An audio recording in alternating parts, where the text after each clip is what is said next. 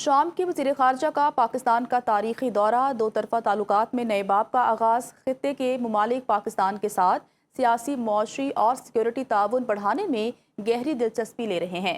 شامی خبر رساں ادارے کے مطابق شام کے وزیر خارجہ اسد حسن الشیبانی نے 19 سال بعد پاکستان کا اہم دورہ کیا ہے۔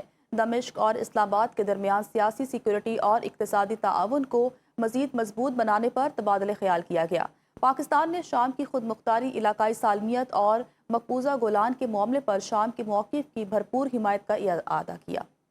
امریکہ کا ایران کے خلاف بڑی معاشی کارروائی کا اعلان۔ امریکی وزیر خزانہ اسکاٹ بیسنٹ نے کہا ہے کہ صدر ٹرمپ نے ایران کی فوجی صلاحیتوں کو شدید نقصان پہنچایا ہے، جبکہ ایران کی تقریباً 100% فوجی فیکٹریاں تباہ اور اس کا جوہری پروگرام بھی ختم کر دیا گیا ہے۔ اسکاٹ بیسنٹ کے مطابق امریکہ اب فیصلہ کن مرحلے میں داخل ہو رہا ہے اور پیر سے ایران کے خلاف بڑی معاشی کارروائی شروع کی جائے گی۔ یہ کسی مخالف ملک کے خلاف اب تک کی سب سے بڑی مالیاتی کارروائی ہوگی۔ اسکاٹ بیسنٹ نے ایران کی مخالفت سے خوفزدہ ممالک پر خبردار کیا ہے کہ انہیں امریکہ کو آزمانے کی قیمت کو نظر انداز نہیں کرنا چاہیے۔ بیسنٹ کے مطابق امریکی مقصد ایران کی حکومت کو سہارا دینے والی تمام معاشی لائف لائنز منقطع کرنا تاکہ تہران کو مکمل طور پر تنہا کیا جا سکے۔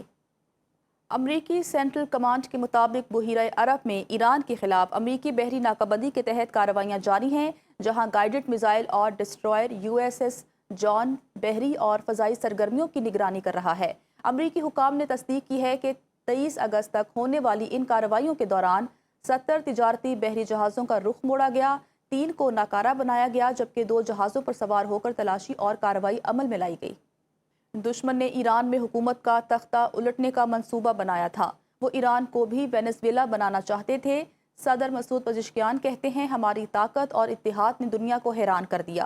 ہم اس وقت معاشی اور عسکری لحاظ سے حالت جنگ میں ہیں، مشکلات حالات کے باوجود قوم ڈٹی ہوئی ہے۔ دشمن نے ایران میں حکومت کا تختہ الٹنے کا منصوبہ بنایا تھا، وہ ایران کو بھی وینزویلا بنانا چاہتے تھے۔ صدر مسعود پزشکیان کہتے ہیں، ہماری طاقت اور اتحاد نے دنیا کو حیران کر دیا۔ ہم اس وقت معاشی اور عسکری لحاظ سے حالت جنگ میں ہیں، مشکلات حالات کے باوجود قوم ڈٹی ہوئی ہے۔ پرانے شکاری پرانا جال ہی لے آئے، ایرانی وزیر خارجہ عباس عراقچی نے کہا، صدر ٹرمپ وہی پرانی دھونس اور دھمکی دے رہے ہیں جو پہلے کے امریکی صدور بھی دے چکے ہیں۔ ایران ایسی دھمکیوں کو نمٹنے کا طریقہ جانتا ہے۔